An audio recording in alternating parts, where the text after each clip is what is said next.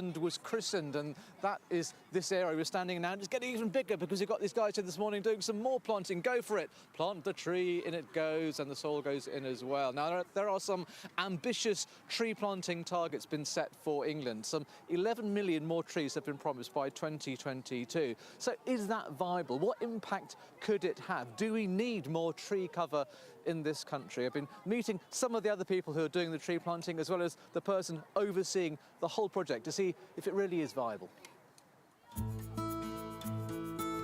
A lesson with a long-term impact.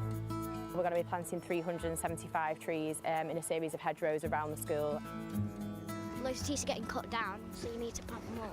Trees take in carbon dioxide and give us oxygen. So if you didn't have trees, you wouldn't be able to live. The government has announced ambitious tree planting targets for England. These trees will form part of the Northern Forest.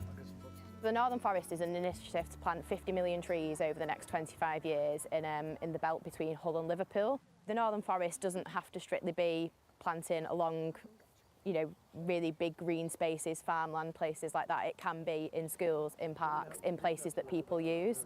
How does it feel to think that in the years to come, hopefully there'll be lots of big trees growing here, which you help plant? Yeah, it would feel really good, quite warming. It is daunting and it's a big challenge. Last year, the government made William Worsley its tree champion. I have been set the challenge by government to get 11 million trees planted and 1 million urban trees in the next 3 years. People don't like change, so any change to a landscape worries people.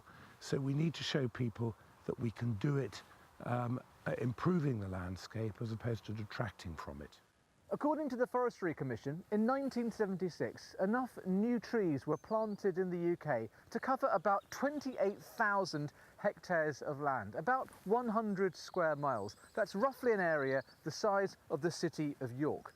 But fast forward to 2018, and tree planting is down by almost 2/3. Last year, around 9,000 hectares of new trees were planted, around 35 square miles. That's an area about the size of the London borough of Barnet.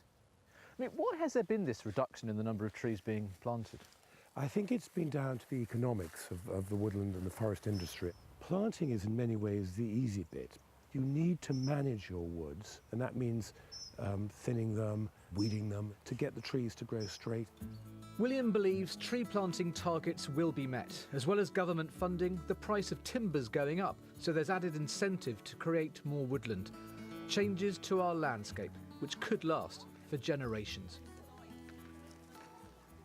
Delighted to be joined on this beautiful morning by John Everett, CEO of the National Forest Company. John, are these tree planting targets realistic? Yes, they are realistic. 11 million is a lot of trees, but if we get the right incentives and if we get the right advice, then we can really help our landowners to get these trees in the ground. We've done that in the National Forest, so we can do it across the whole of the country. John, thanks so much indeed. Now, you've got lots of kids helping us out, making the BBC Breakfast Woodland an even larger place, and it's good to see them getting so involved with nature. Let's have a quick chat to Neil, who's the head teacher here. Neil, how important is it that these kids are inspired by and get involved with this project? Well, the main thing that I think is really important is the great outdoor classroom